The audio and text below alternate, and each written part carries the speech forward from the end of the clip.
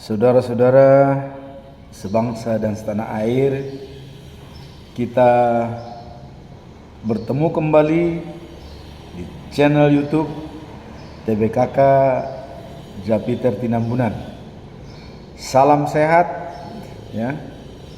Semoga hari ini lebih baik dari hari yang kemarin. Pada pagi hari ini kita akan mencoba mengenang kembali ya almarhum Stephen R. Covey sebagai pencipta 7 kebiasaan manusia yang sangat efektif. The 7 habits highly effective people. Ya. Nah, untuk mengenang beliau, setiap pelatihan beliau selalu membuat suatu musik ya. Nah, mari kita dengarkan musik yang sering kita dengar dalam introduction atau pembukaan daripada beliau. Ini musiknya ya.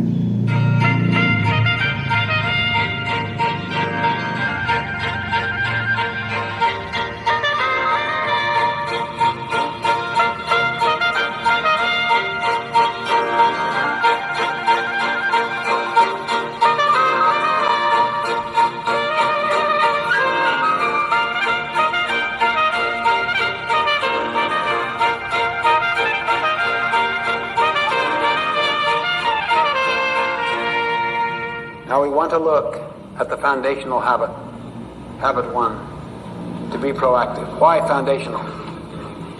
Because all of the other habits flow out of it.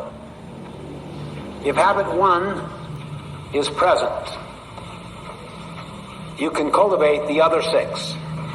If it is not present, you will not cultivate the other 6. Habit 1, be proactive, basically means that your life is a product of your values, not your feelings. That your life, or the organization's life, is a product of your decisions, not your conditions. The opposite of being proactive is to be reactive, which basically means that your life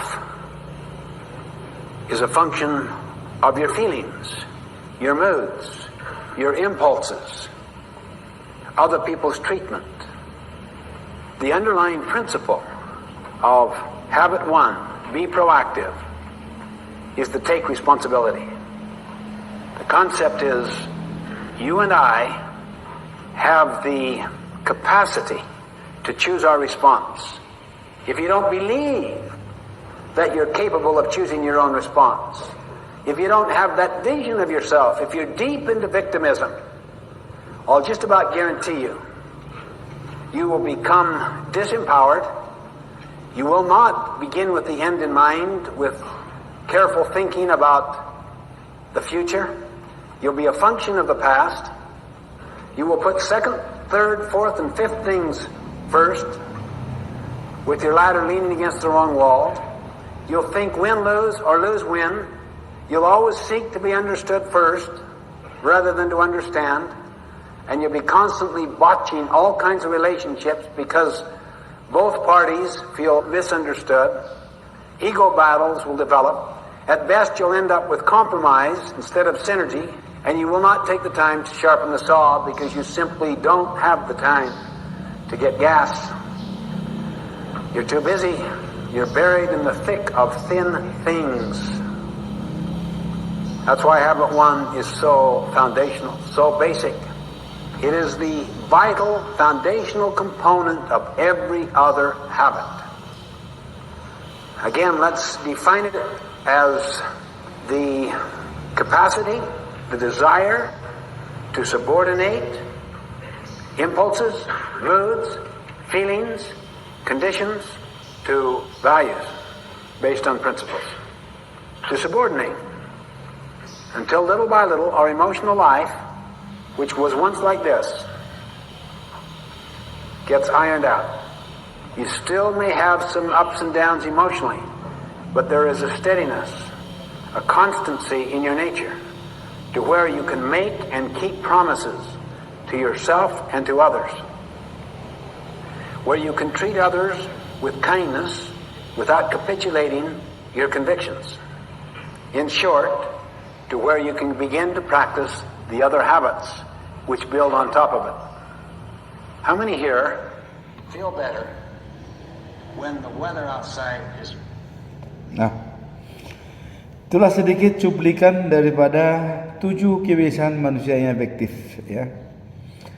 Beliau mengatakan tadi bahwa habit yang pertama adalah merupakan pondasi daripada semua habit yang ada, ya. Beliau mengatakan tadi bahwa habit yang pertama itu, ya,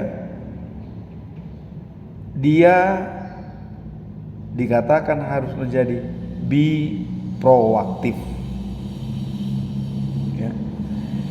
Habit pertama adalah be proaktif. Bagaimana supaya menjadi be proaktif? Dalam merespon sesuatu, kita bukan berdasarkan feeling, ya, atau perasaan, ya, atau kondisi, ya. Tetapi dalam merespon sesuatu, kita harus be proaktif. Apa dasar daripada be proaktif? Kalau dalam lanjutannya be proaktif itu ada, misalnya dari kanan ada stimulus, ya. Nah, kemudian ada respon.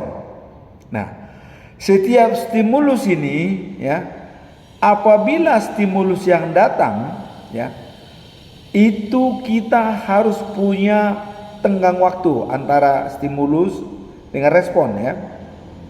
Nah, kalau stimulus langsung direspon itu namanya reaktif, ya.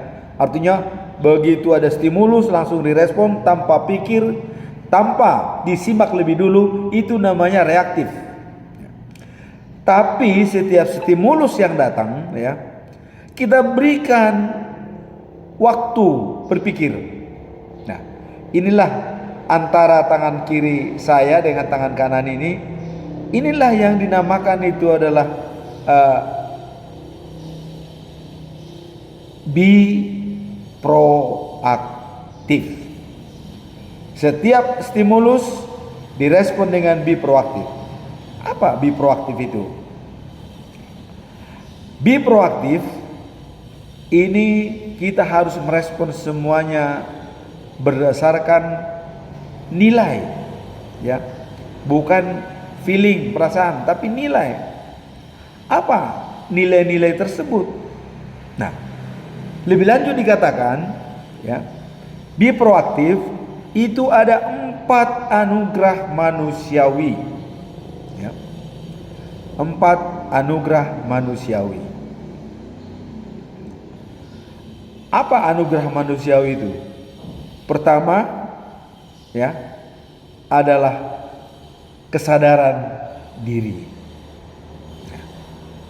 Yang kedua adalah imajinasi. Yang ketiga adalah hati nurani. Dan yang keempat adalah hasrat atau independent will, pengambilan keputusan, ya. Jadi begitu masuk stimulus, ya, bagaimana kita untuk meresponnya? Pakailah kesadaran diri, ya, imajinasi, hati nurani, baru pengambilan keputusan, ya. Nah, tapi ada juga, ya, istilah di dalam ada stimulus itu bisa direspon automatically. Nah, itu hanya berguna di dalam pencak silat. Misalnya tangkis lambung, itu langsung, ya. Automatically itu namanya automatically respond. Itu ada di pencak silat atau karate ya. Dan itu sudah dilatih. Ya. Nah, tapi bagi kita untuk dalam langkah menjalankan kebiasaan manusia yang efektif, merespon stimulus harus berdasarkan 4 anugerah manusiawi. Kesadaran diri, imajinasi, hati nurani, dan independent will, pengambilan keputusan. Sekarang apa yang dikatakan dengan kesadaran diri? Nah, kesadaran diri tersebut ya, kita harus mempunyai sesuatu yang benar-benar kita bernilai ya. Artinya, who am I? Siapa saya? Pertama, siapa saya di hadapan diri saya sendiri? Ya, itu yang utama dulu. Kemudian, siapakah saya di hadapan keluarga, anak dan istri? Ya, di hadapan keluarga. Kemudian, siapa saya di hadapan masyarakat? Masyarakat banyak, ya. Nah, kemudian siapa saya di hadapan alam semesta? Ya. Siapa saya? Terakhir, siapa saya di hadapan Tuhan? Nah, kalau ini sudah kita jalankan, baru kita kembali masuk ke dalam anugerah manusiawi yang kedua. Ya. Anugerah manusiawi yang kedua yaitu imajinasi. Makanya seorang yang berpikiran jernih selalu berpikiran dengan imagination, ya. Imagination. Berpikir dengan imagination, imajinasi. Artinya imajinasi ini kalau dalam istilah itu ya, nantinya bagaimana, bukan bagaimana nanti, ya. Kalau kata orang Sunda mengatakan ya, engke kumaha, bukan kumaha engke. Nah, kalau bagaimana nanti, kita bisa berbuat seenaknya, ya. Udahlah, usah bodoh, ya. Nanti kita lihat situasinya, lihat di sana aja. Nah, itu kita bisa didikte oleh lingkungan, ya. Bagaimana nanti? Tapi kalau kita mengatakan nantinya bagaimana? Nah, kalau kita berbicara nantinya bagaimana, kita mempersiapkan. Kalau saya jalankan ini, pasti nanti risikonya ini.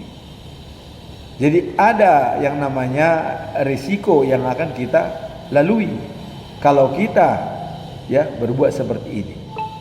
Jadi selalu kita dalam imajinasi ini adalah berpikir nantinya bagaimana, bukan bagaimana nanti. Nah, inilah berpikir dengan imagination. Nah, kemudian dengan hati nurani.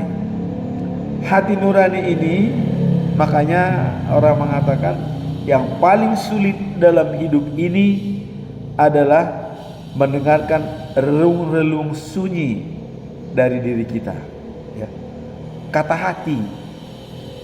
Kadang-kadang kita berbuat sesuatu, tapi kata hati kita sebenarnya menolak, ya. Jangan. Nah, itu mari kita pikirkan.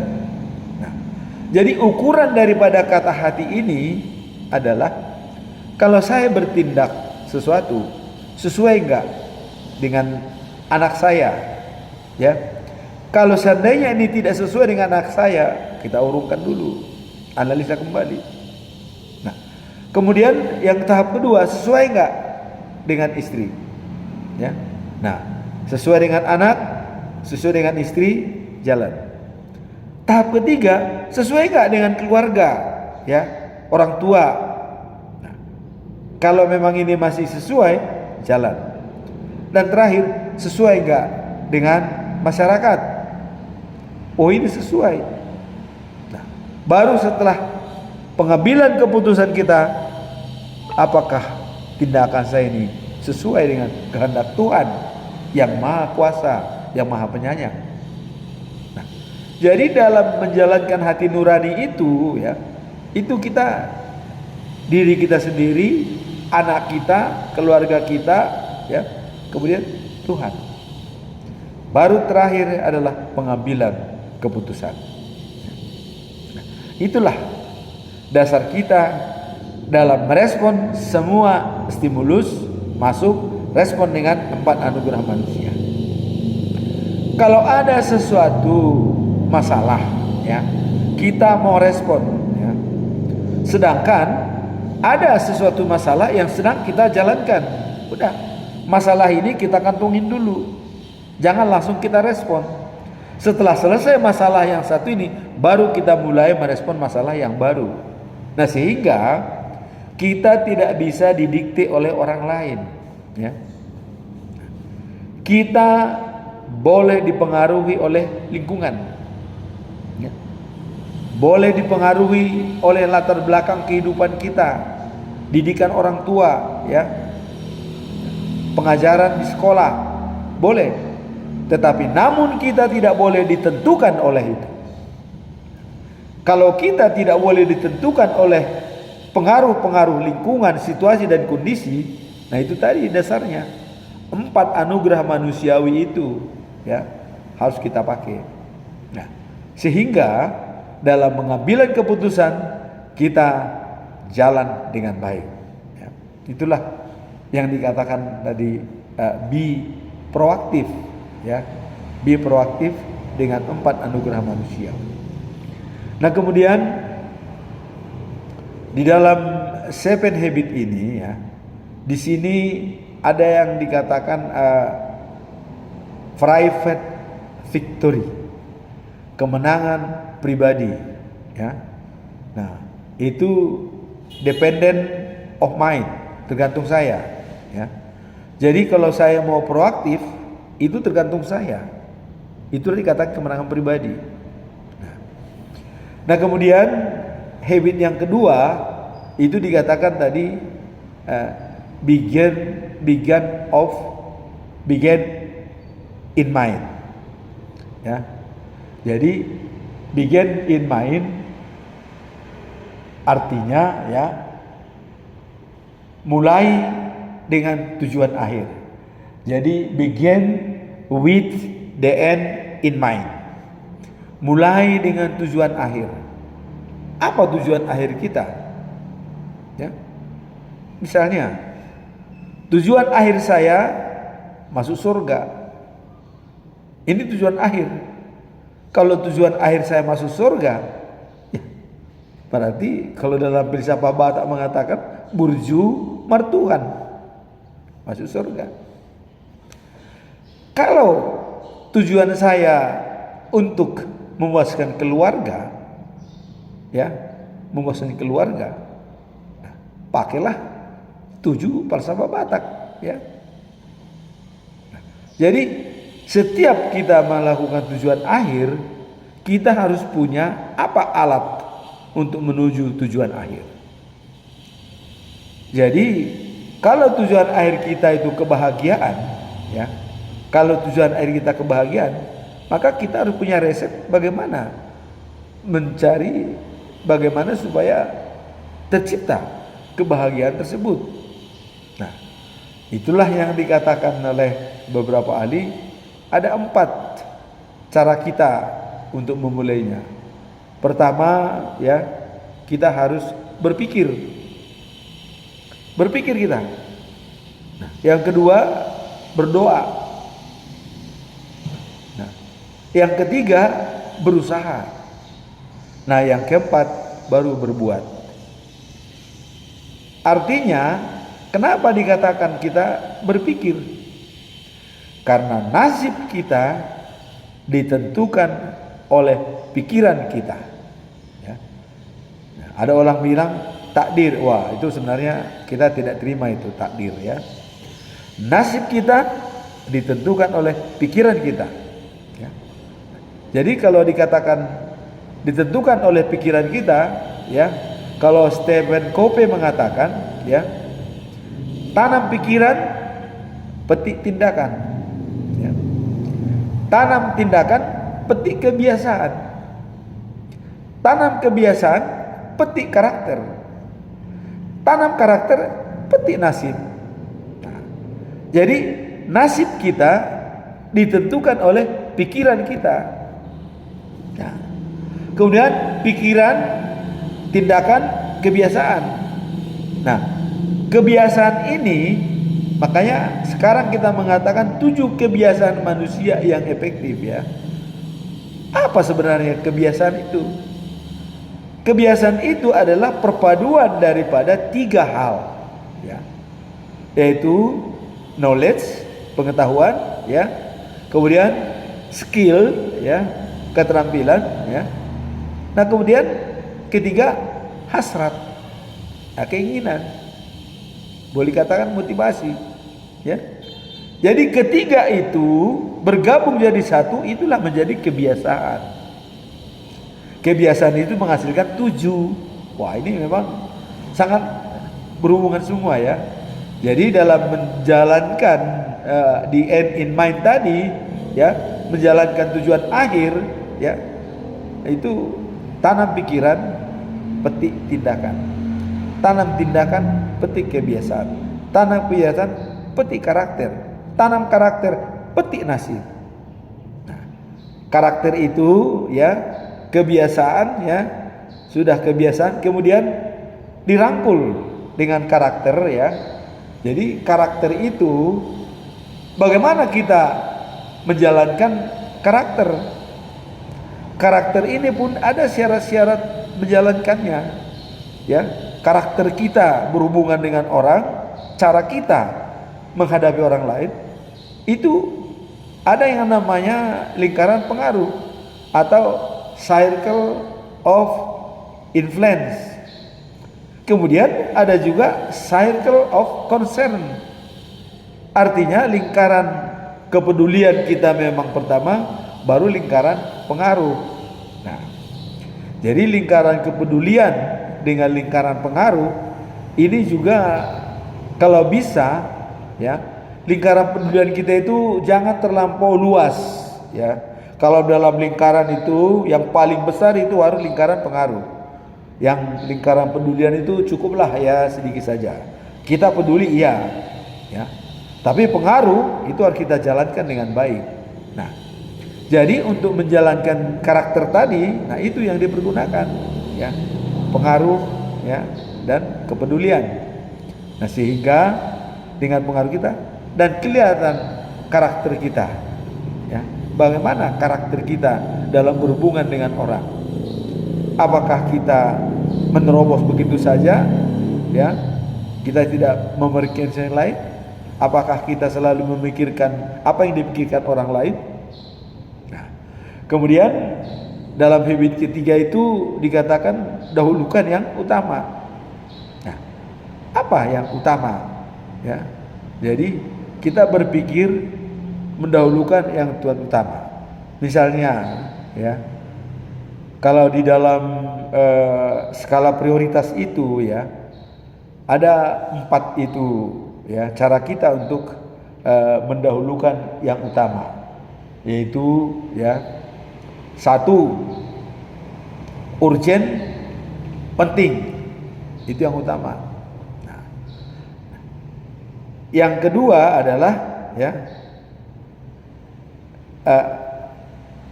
penting tapi tidak urgent.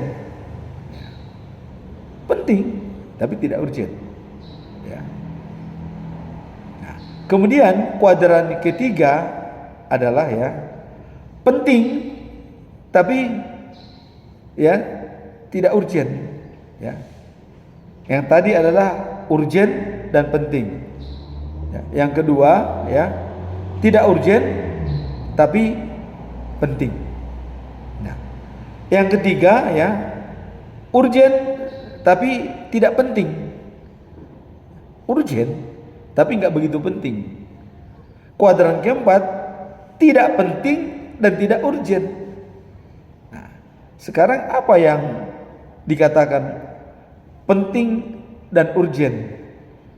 Nah, disinilah ya, seperti kita di rumah ya, beli beras urgent, tapi kalau beli aksesoris misalnya anti gelang ya, penting tapi tidak urgent. Ya. Nah, kadang-kadang kita sangat urgent, ada telepon, ini urgent. Begitu kita mendengar telepon, salah sambung, tidak penting jadinya, ya kan? Tapi awalnya urgent. Nah, itu memang sudah dikatakan urgent, tapi tidak penting. Itu kalau kita menerima telepon penting, ya. Ya mungkin dalam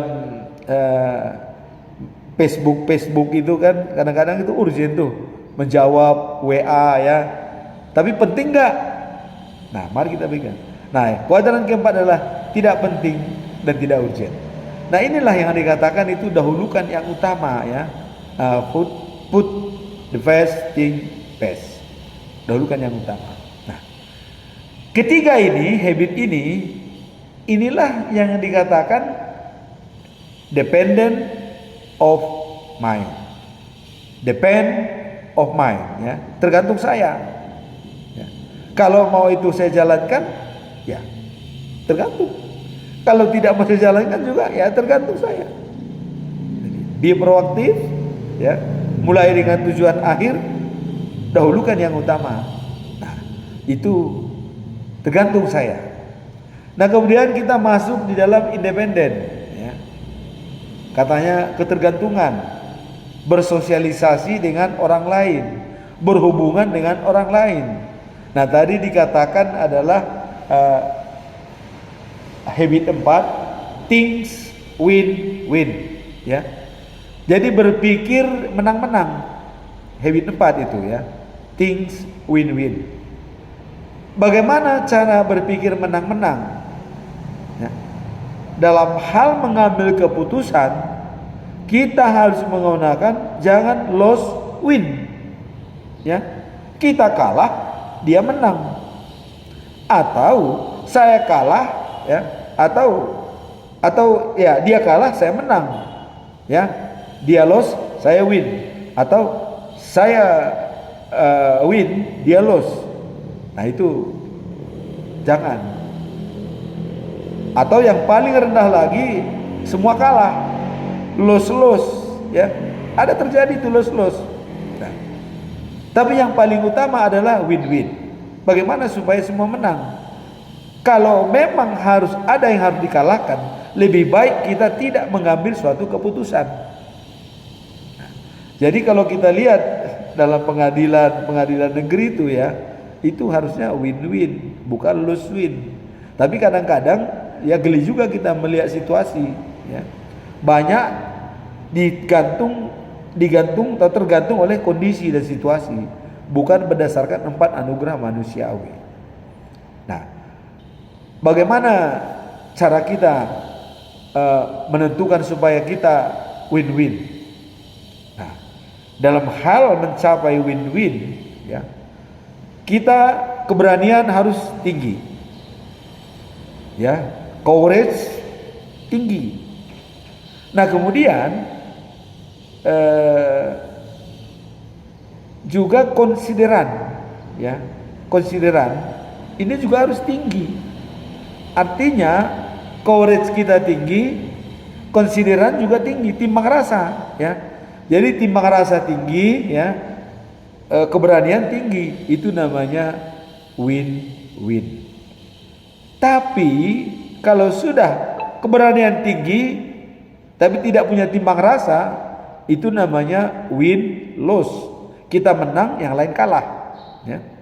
Atau ya kita merasa minder ya, keberanian kita nggak ada, nggak punya keberanian, tapi timbang rasa tinggi.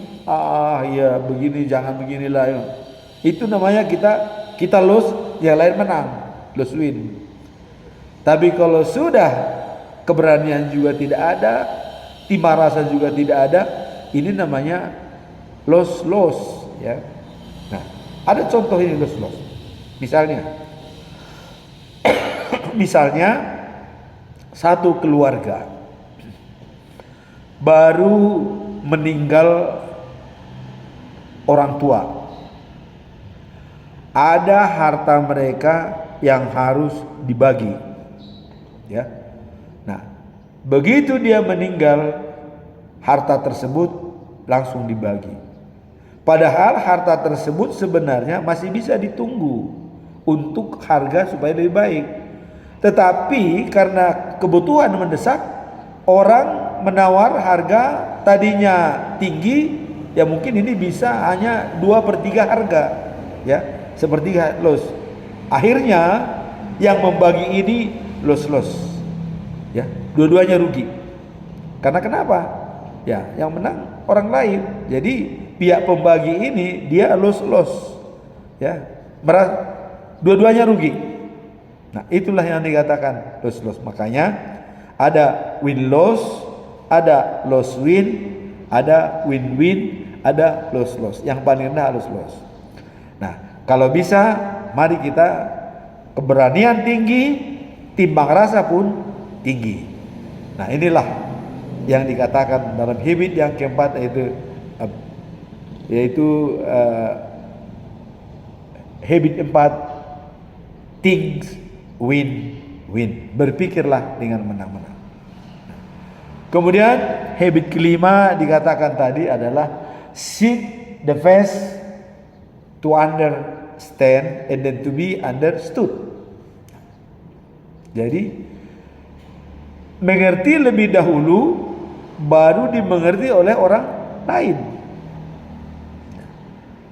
Ada kadang-kadang orang, ya, contoh, ya, dalam rapat pernah terjadi ini, ya, ada seorang, ya, dia baru datang dalam rapat, orang lain sudah berbicara rapat dan sudah sampai anggaran, sudah tahu karena ada suatu pesta, udah lama dibicara.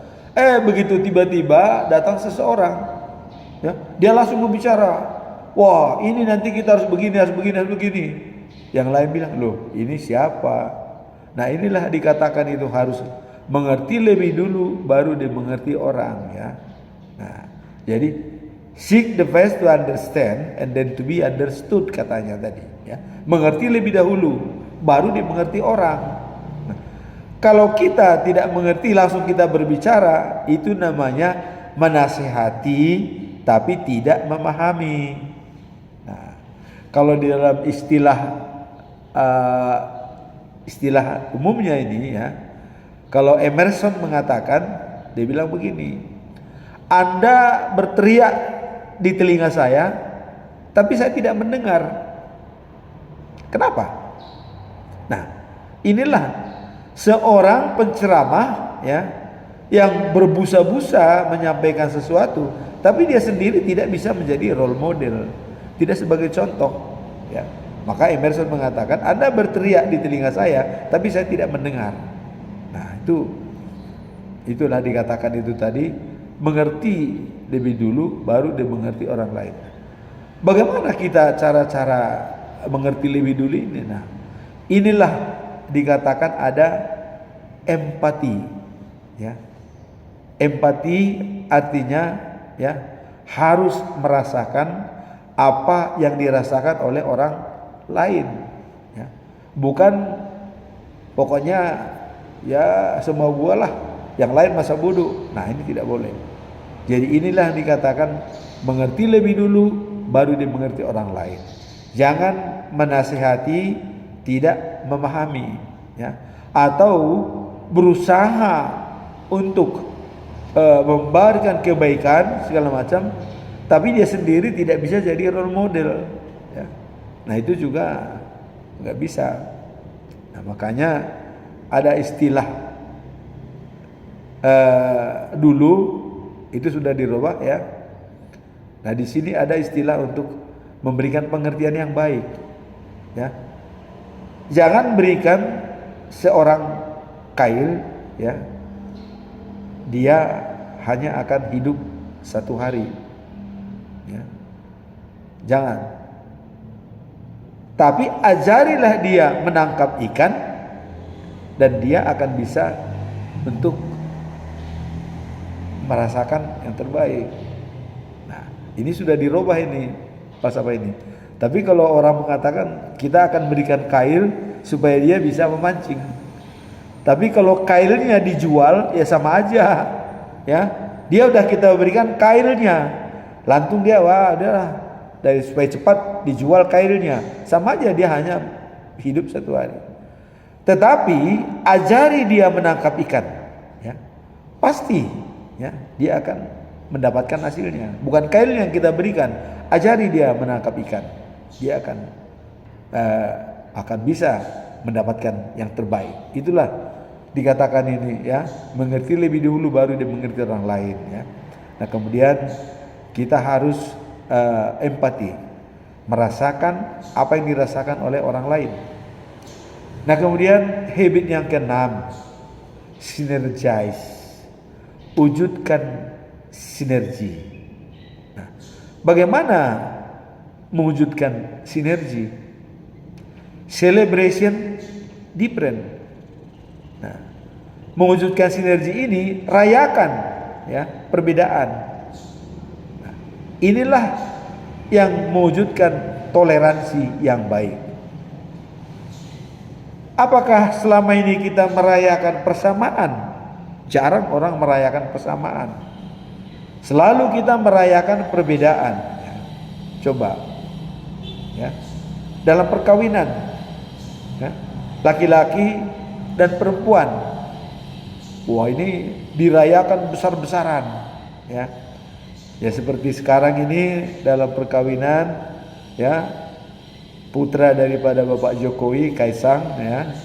Nah, kemudian dirayakan besar-besaran. Itulah celebration different antara laki-laki dan perempuan.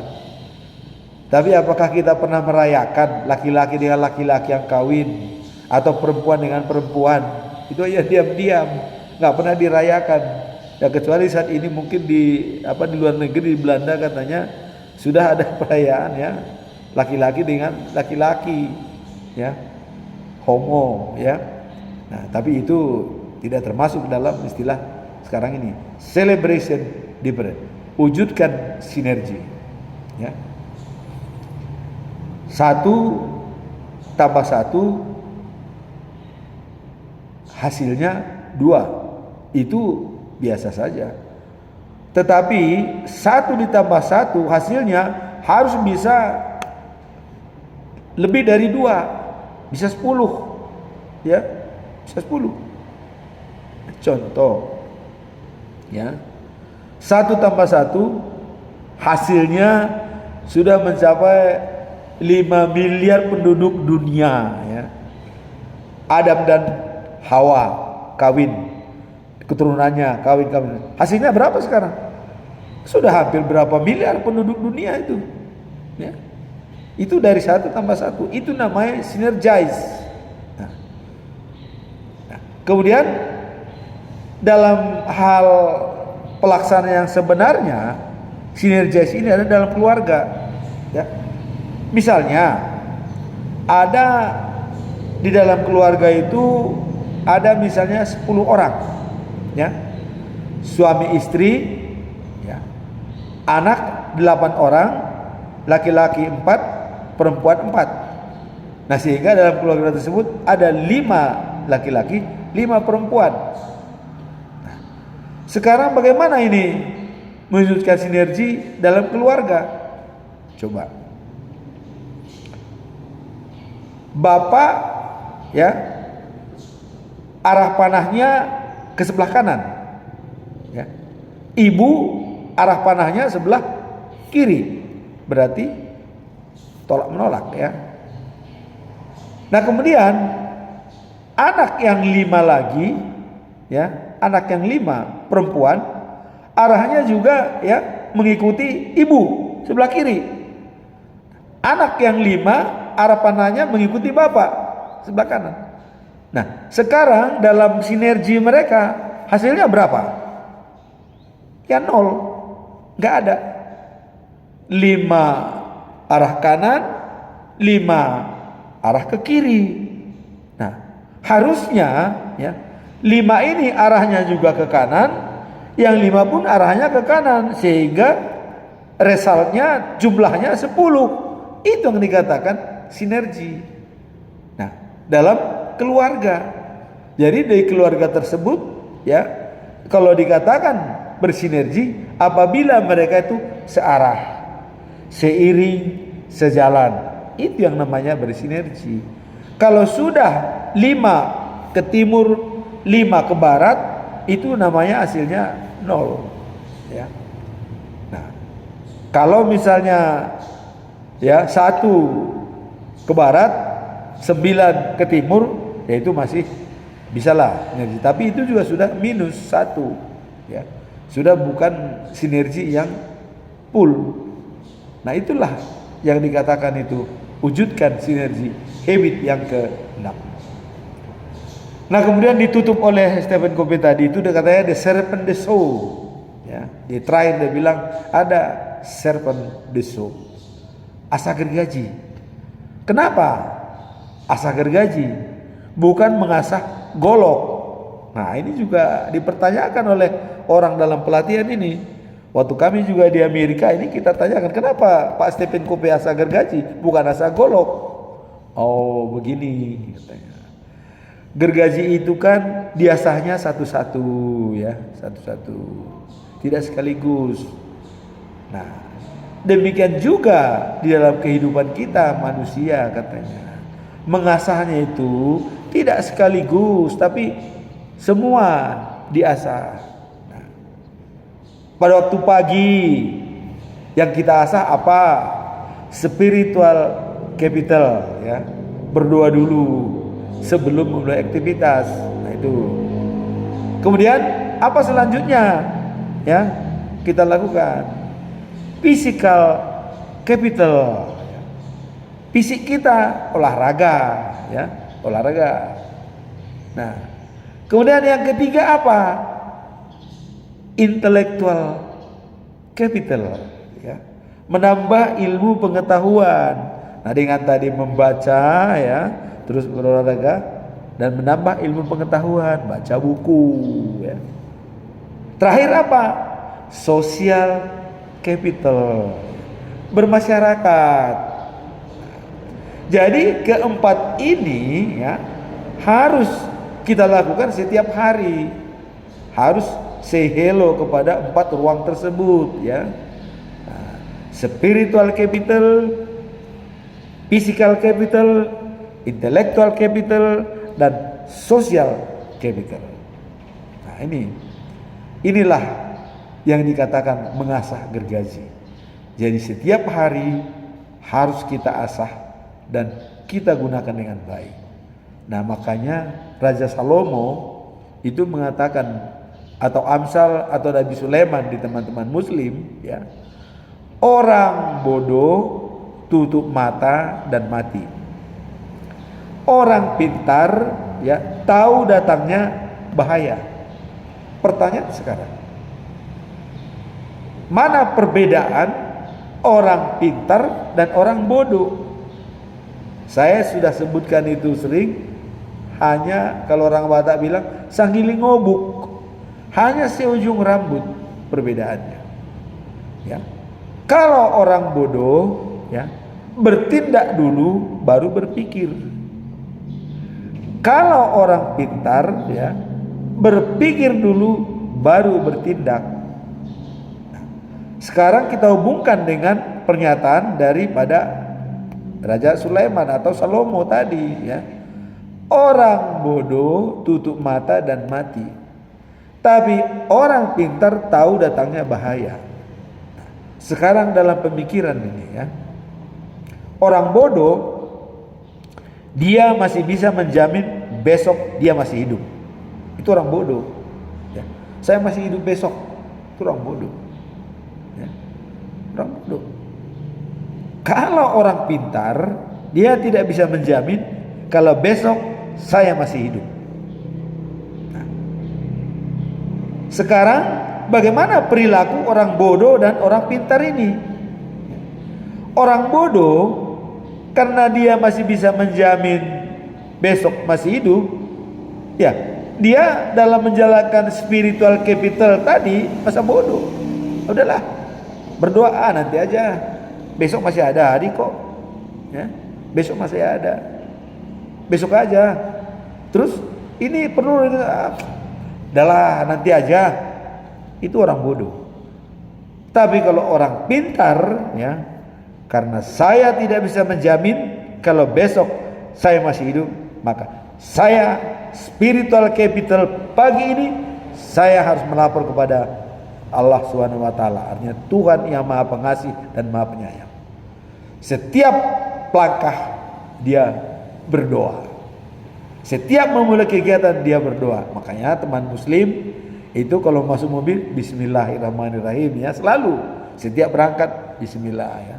Setelah pulang alhamdulillah, ya kan? Nah, kita juga, nah, orang Batak juga itulah mardebata itu mertonggo, ya. Dia selalu mertonggo setiap langkah. Mau bekerja, mau ke kantor, mertonggo artinya dia berdoa. Nah, kemudian setelah pulang mengucap syukur. Selalu mengucap syukur, berterima kasih. Itulah, ya, perbedaan daripada orang bodoh dan orang pintar. Dan sesuai dengan pendapat Raja Salomo atau Nabi Sulaiman, orang bodoh tutup mata dan mati. Tapi orang pintar tahu datangnya maut. Tahu datangnya maut itu dia selalu berserah diri. Sehingga kalau saya pagi ini sudah berdoa meminta keamanan kepada Tuhan yang Maha Kuasa, yang Maha Esa, walaupun nanti saya di tengah jalan meninggal, sudah tidak ada masalah. Karena saya sudah menyerahkan. Itulah dikatakan itu orang pintar tahu datangnya maut. Tapi kalau orang bodoh mati, tutup mata dan mati. Nah, orang bodoh tadi kan nggak berdoa, dia tutup mata. Tak tahu begitu di tengah jalan tertabrak oleh mati, selesai. Ya, itulah yang dikatakan orang bodoh. Ya, orang bodoh tutup mata dan mati. Tapi orang pintar tahu datangnya maut. Beda orang bodoh dan orang pintar hanya Sanggiling Ngobut tadi dikatakan. Kalau orang pintar berpikir dulu baru bertindak. Kalau orang bodoh bertindak dulu baru berpikir. Ya, artinya kalau orang bodoh itu, ya, kumaha engke, ya. Tapi kalau orang pintar engke kumaha. Nah, kalau orang bodoh, udahlah bagaimana nanti. Tapi kalau orang pintar, nanti bagaimana? Kita harus pikirkan. Nah, itulah. Jadi dalam hal spiritual capital tadi, ya, yang dijalankan pertama itu untuk mengasah gergaji tadi kata Stephen Covey, yaitu spiritual capital yang pertama. Begitu kita bangun pagi itu harus kita jalankan. Baru yang kedua adalah physical capital. Yang ketiga adalah intellectual capital, mengisi otak kita, mengisi pengetahuan kita. Dan yang keempat baru social capital. Kita bersosialisasi, pergi ke kantor, pergi dengan orang, berhubungan dengan orang lain. Itu harus kita jalankan setiap hari. Itulah yang dikatakan Stephen Covey tadi, dia katakan serpent the soul, asah gergaji. Mudah-mudahan, ya, dengan penjelasan singkat ini, ya, 7 kebiasaan manusia yang sangat efektif, ya, dan tidak boleh didikte oleh orang lain, tidak boleh diganggu oleh situasi dan lingkungan. Kita adalah kita dalam situasi apapun. Itulah yang dikatakan punya integritas, ya. Saya tetap saya dalam situasi apapun, ya, walaupun di mana tetap tidak bisa berubah. Nah, jadi sekali lagi untuk merespon sesuatu, karena habit yang pertama adalah sebagai foundational prinsip dalam hal 7 kebiasaan manusia, be proaktif, ini harus kita utamakan di samping habit yang lain. Tapi ini adalah dasar yang utama yang harus kita jalankan. Be proaktif. Dimanapun kita berada, baik berhadapan dengan teman, berhadapan dengan lingkungan, berhadapan dengan pimpinan, selalu itu kita lakukan. Nah, jadi ada istilah dalam business coach, ya, waktu kita dulu mengcoaching orang, ya. Jadi kita harus kesan pertama menggoda, selanjutnya terserah Anda. Nah, bagaimana istilah kesan pertama menggoda? Ada cara. Misalnya begini, kita sudah tahu ya, ada teman kita tiap malam dia menonton bola, ya, tiap malam. Sekarang ada dari Piala Dunia nih bola nih, tiap malam dia menonton bola. Kita bisa tahu pembicaraan. Nah, begitu kita ketemu, kalau kita berbicara dengan dia, waduh Pak, itu Brazil itu bukan main ya. Oh itu langsung nyambung itu. Dia akan bercerita panjang, ya. Sehingga dengan ceritanya itu kita sudah masuk. Itulah dikatakan kesan pertama menggoda. Selanjutnya terserah Anda. Sehingga apapun nanti kebutuhan kita, dia akan baik, ya. Jangan dia hobinya main bola, kita bicarakan catur, nggak nyambung, ya. Nah, tapi kalau ada orang pemain catur, ya, begitu kita ketemu dengan dia, wah kita bicarakan masalah catur, wah itu si Karpov dari sini, oh begini, wah itu langsung iya. Jadi kuda tuh jalannya kemarin tuh begini sampai, wah udah nyambung Pak, nyambung.